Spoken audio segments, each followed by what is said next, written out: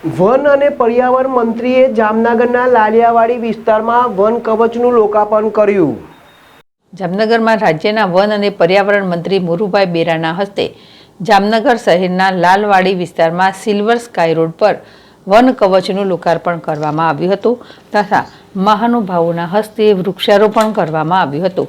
મંત્રીએ જણાવ્યું હતું કે વડાપ્રધાન નરેન્દ્ર મોદીજીની પ્રેરણાથી ગુજરાતને વધુ હરિયાળું બનાવવાના હેતુથી જાપાની વનસ્પતિ શાસ્ત્રી અકીરા મિયાવાકીની વનીકરણ પદ્ધતિને લક્ષ્યમાં રાખી ગુજરાત વન વિભાગ દ્વારા વન કવચ પદ્ધતિ વિકસાવવામાં આવી છે।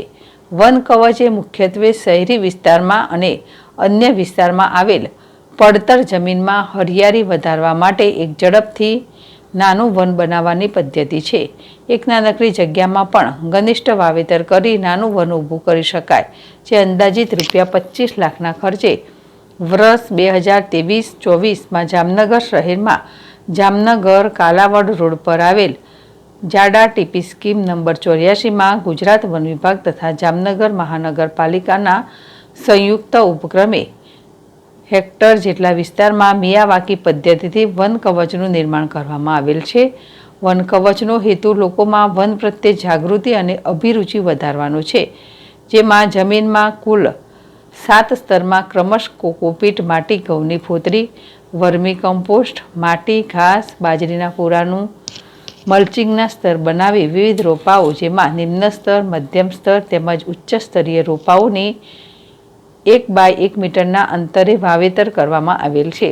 કુલ 38 જાતના કુલ 10,000 રોપાઓ વાવેતર કરવામાં આવેલ છે। મિયાવાકી પદ્ધતિ દ્વારા તૈયાર કરાયેલા આ વનની વૃદ્ધિ ખૂબ જ ઝડપથી થઈ 20 માસના ટૂંકા ગાળામાં લગભગ 10 થી 15 ફૂટ જેટલી વૃક્ષોની ઊંચાઈ થયેલ છે। આ સિવાય વન કવચમાં નાના બાળકોને રમવા માટે બાલ ક્રીડાંગણ બનાવવામાં આવેલ છે। મુલાકાતીઓને વનમાં વિહાર કરવા વન કવચની ફરતે ખૂબ જ સરસ પાથવે બનાવવામાં આવેલ છે, જેમાં વિહાર કરતા મુલાકાતીઓને પ્રકૃતિના ખોરે ફરતા હોય તેવો આહલાદક અનુભવ માણવા મળે છે। મુલાકાતીઓને આરામ કરવા માટે વન કુટીરનું નિર્માણ કરવામાં આવેલ છે, જેમાં બેસવા માટે બાંકડાઓની વ્યવસ્થા તથા સેલ્ફી પોઈન્ટનું નિર્માણ પણ કરવામાં આવેલ છે।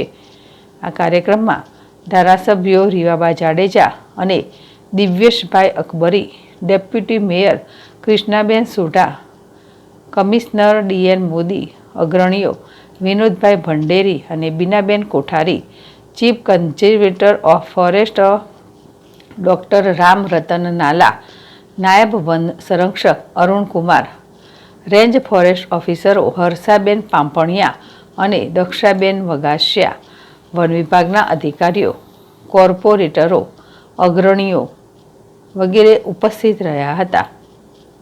હર્ષલ ખંદેડિયા, ZSTV, જામનગર।